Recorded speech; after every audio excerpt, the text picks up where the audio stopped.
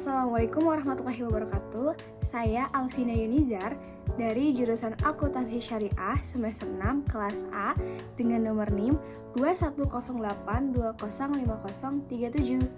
Di sini saya akan mempresentasikan proposal penelitian dengan judul Analisa Penyebab Laporan Keuangan Yayasan Tidak Sesuai dengan Standar Akuntansi ISAK 35, Studi Kasus pada Yayasan Beringin Bakti Kabupaten Cirebon. Adapun daftar isinya, yang pertama latar belakang, yang kedua rumusan masalah, yang ketiga tujuan penelitian, yang keempat manfaat penelitian, yang kelima penelitian terdahulu, yang keenam kerangka pemikiran, yang ketujuh metodologi penelitian, yang kedelapan sistematika penulisan, yang kesembilan rencana penelitian, dan kesepuluh adalah ucapan terima kasih. Latar belakang.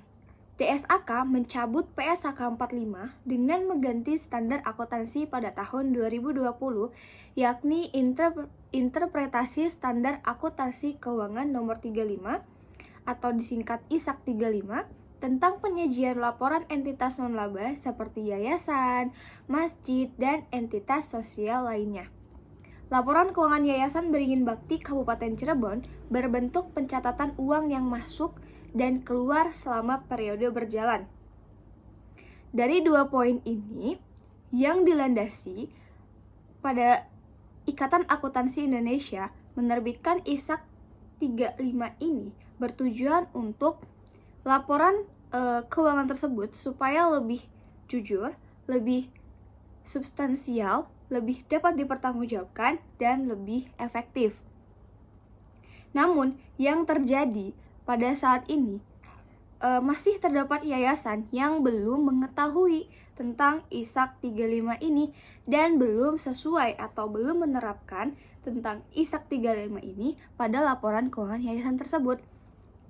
Oleh karena itu, rumusan masalah terdiri dari 4. Yang pertama, bagaimanakah proses pencatatan laporan keuangan pada Yayasan Beringin Bakti? Yang kedua, bagaimanakah pemahaman pengurus Yayasan Beringin Bakti tentang interpretasi standar akuntansi keuangan nomor 35? Yang ketiga, bagaimanakah standar dan acuan yang digunakan dalam menyusun laporan keuangan Yayasan Beringin Bakti? Dan yang keempat, faktor-faktor apa saja yang menjadi penyebab laporan keuangan Yayasan Beringin Bakti belum sesuai dengan interpretasi standar akuntansi keuangan nomor 35 atau disingkat ISAK 35. Oleh karena itu, dari rumusan masalah, maka tujuan penelitiannya adalah yang pertama, untuk mengetahui proses pencatatan laporan keuangan pada Yayasan Beringin Bakti. Yang kedua, untuk mengetahui pemahaman pengurus Yayasan Beringin Bakti tentang interpretasi standar akuntansi keuangan nomor 35. Yang ketiga, untuk mengetahui standar atau acuan yang digunakan dalam menyusun laporan keuangan Yayasan Beringin Bakti. Dan yang keempat, untuk mengetahui faktor-faktor apa saja yang menjadi penyebab laporan keuangan Yayasan Beringin Bakti belum sesuai dengan interpretasi standar akuntansi keuangan nomor 35.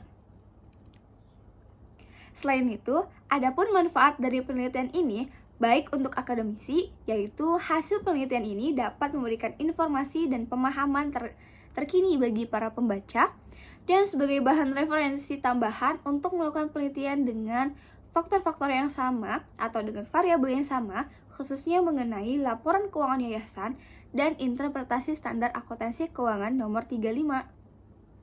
Dan kedua, bagi Yayasan Beringin Bakti dapat memberikan komitmen besar bagi pendirian Beringin Bakti dalam menangani penyusunan laporan keuangan yang sesuai dengan interpretasi standar akuntansi keuangan nomor 35.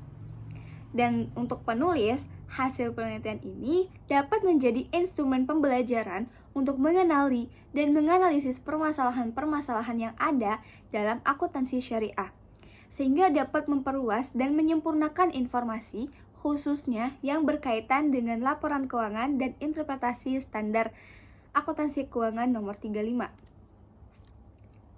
Adapun penelitian terdahulu yang relevan dengan penelitian ini terdapat 10 bagian. Pertama, penelitian oleh Widagdo dan Suprayogi tahun 2022 dengan judul Analisa Penyebab Laporan Keuangan Masjid Tidak Sesuai Standar Akuntansi.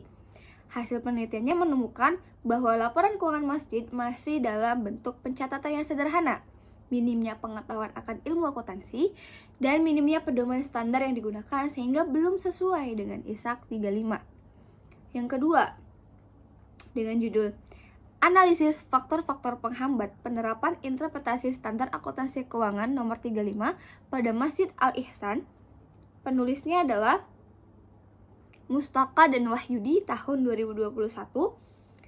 Dan hasil penelitiannya menemukan bahwa lemahnya sumber daya manusia atau SDM dalam bidang akuntansi kurang memadai akan pemahaman interpretasi standar akuntansi keuangan nomor 35 dan memiliki keterbatasan waktu saat menyusun laporan keuangan yang sesuai dengan standar tersebut.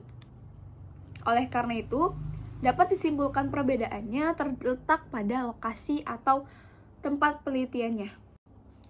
Yang ketiga, ada dari penelitiannya Sahala dan rekan-rekan di tahun 2022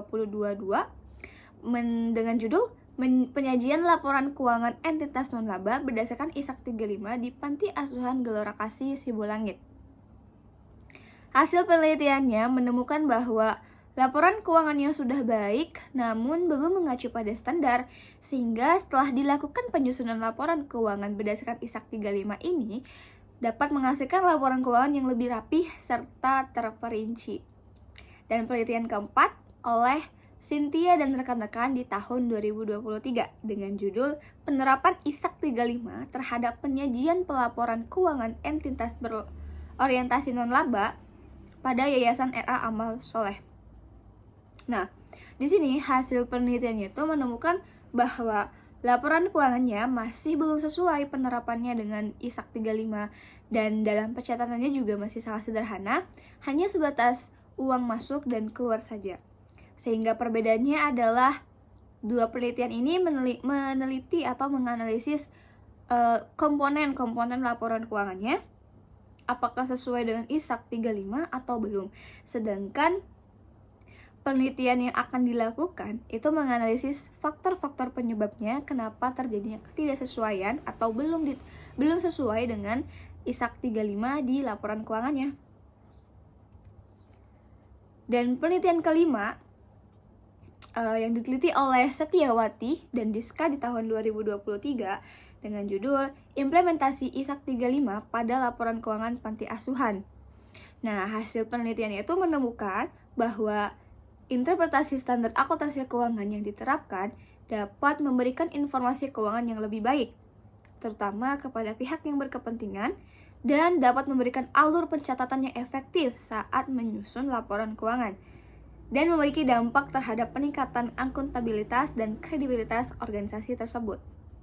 Dan penelitian ke-6 dengan judul Analisis Penerapan ISAK 35 dalam menyusun laporan keuangan dan perlakuan sisa lebih di entitas non-laba dengan studi kasus di Yayasan Pendidikan NU Ihsan Cendikia di Kota Kediri.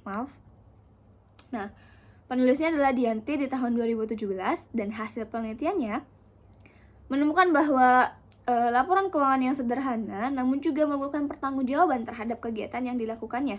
Walaupun masih terdapat kesalahan pada saat menyajikannya, namun telah disesuaikan penyusunan laporan keuangannya dengan regulasi ISAK 35.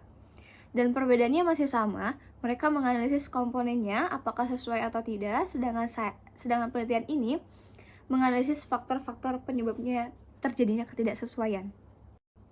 Dan yang ketujuh, analisis penerapan ISAK 35 pada Yayasan Jember Berbagi Berkah Bersama. Penulisnya Ganes, Randy, dan Ibna di tahun 2023. Hasil penelitiannya menemukan bahwa laporan keuangan yang masih sederhana dan belum menerapkan ISAK 35, dan ini juga karena masih mengacu pada standar keuangan yang selain dari ISAK 35. Penelitian ke-8, judulnya Analisis Penerapan ISAK 35 pada Yayasan Panti Asuhan Jombang Jember. Penulisnya adalah Hasanah dan Martiana di tahun 2022. Hasil penelitiannya menemukan bahwa Bentuk laporan pada yayasan ini belum sesuai dengan ISAK 35, namun pencatatan keuangannya dilakukan secara terpisah dan terperinci antara pengeluaran dan pemasukannya. Sehingga perbedaannya itu masih sama, mereka menganalisis tentang komponen dan apakah sesuai atau tidak, sedangkan penelitian ini menganalisis faktor-faktor penyebab terjadinya ketidaksesuaian antara laporan keuangan dengan standar ISAK 35 ini. Yang terakhir, penelitian ke-9, yaitu ada analisis penerapan ISAK 35 pada Yayasan Jember Berbagi Berkah Bersama, yang ditulis oleh Anjani dan Barata di tahun 2022. Hasil penelitiannya menemukan bahwa Yayasan Hati Gembira telah sesuai dalam mengimplementasikan interpretasi standar akuntansi keuangan ISAK 35 yang sebelumnya belum sesuai. Jadi di sini dilakukan prosedurnya. Dan yang penelitian ke-10 terakhir adalah analisis penerapan ISAK 35 pada Yayasan Panti Asuhan Jombang Jember yang diteliti oleh Nur Fitri Amalia di tahun 2023. Hasil penelitiannya menemukan bahwa laporan keuangan yayasan ini sudah tersusun sesuai dengan implementasi ISAK 35 yang memiliki dampak terhadap akuntabilitas, transparansi, dan relevansi pada informasi keuangan. Dan perbedaannya masih sama, mereka melakukan penyesuaian prosedur dan terhadap komponen laporan keuangan di yayasannya, sedangkan pada penelitian ini menganalisis faktor-faktor penyebabnya kenapa bisa terjadi ketidaksesuaian di antara laporan keuangan dan ISAK 35. Adapun selanjutnya di kerangka berpikir. Di sini terdapat gambar atau kerangka mulai dari yayasan. Yayasan melakukan kegiatan operasionalnya, kegiatan kesehariannya akan mengeluarkan membutuhkan pemasukan dan pengeluaran. Dan ketika ada pemasukan dan pengeluaran tersebut, otomatis perlu dilaporkan. Uang ini digunakan untuk apa? Dikeluarkan untuk apa? Makanya yayasan itu perlu membuat pertanggungjawaban, yaitu laporan keuangan. Sehingga di sini dari yayasan tersebut dilihat dari bentuk laporan keuangannya. Bagaimana pencatatannya, bagaimana prosesnya, sehingga apakah sesuai, apakah sudah menyesuaikan dengan standar ISAK 35 yang diterbitkan pada tahun 2020. Jika bentuk laporan keuangan yayasan dengan ISAK 35 ini terjadi ketidaksesuaian.